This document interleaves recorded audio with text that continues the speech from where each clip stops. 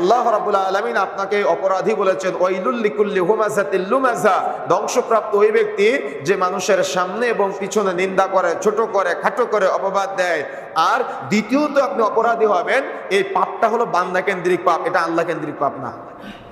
পাপ দুই ধরনের। আপনি নামাজ পড়লেন না, রোজা থাকলেন না, আপনি দেখা যাচ্ছে কোনো এক সময় অনুতপ্ত হয়ে আপনি আল্লাহর কাছে ক্ষমা চাইলেন, আল্লাহ সুবহানাহু ওয়া তাআলা ক্ষমার রাস্তা বহু রেখেছেন, আপনি চাইলে ক্ষমা পেতে পারেন।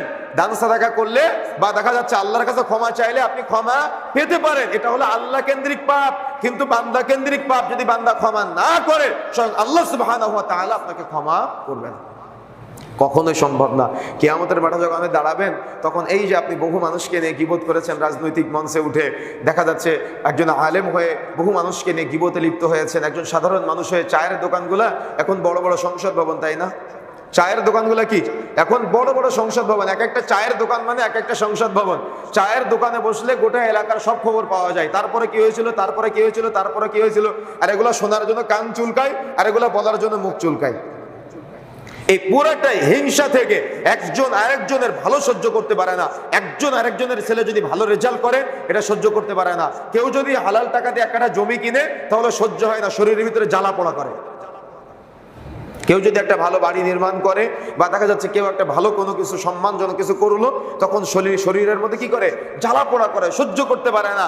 আত্মগ্লানি, আত্ম অহংকার তার মধ্যে এমন ভাবে বাসা বেঁধে ফেলে, সেগুলো সহ্য করতে পারে না। তখন অনেক সময় মুখ ফুসকে বলে ফেলে, অনেক সময় ভিতরে ভিতরে জ্বালা পোড়া করে তার মধ্যে। মনে রাখার চেষ্টা করবেন, আপনি যত যার পিছনে লাগবেন, সে সামনে এগিয়ে যাবে, আর আপনি সারা জীবন পিছনেই থাকবেন। কথা বুঝতে পেরেছেন? আপনি যার পিছনে লাগবেন, সে আজীবন এগিয়ে যাবে, আর এটাই বাস্তবতা। আর যত আপনি পিছনে থাকবেন, তত আপনি তার পিছনেই যেতে থাকবেন, আর সে আপনার সামনে এগিয়ে যাবে। এটাই দুনিয়ার বাস্তবতা।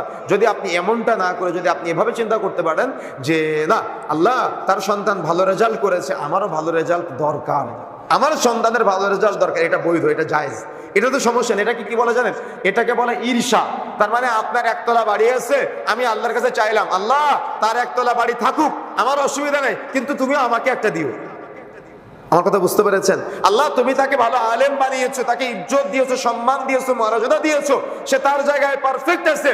আল্লাহ তুমি আমাকেও একটা ভালো ইজ্জত, সম্মান, মর্যাদার জায়গা দান করি আল্লাহ। এটা আল্লাহর কাছে চাইতে হবে।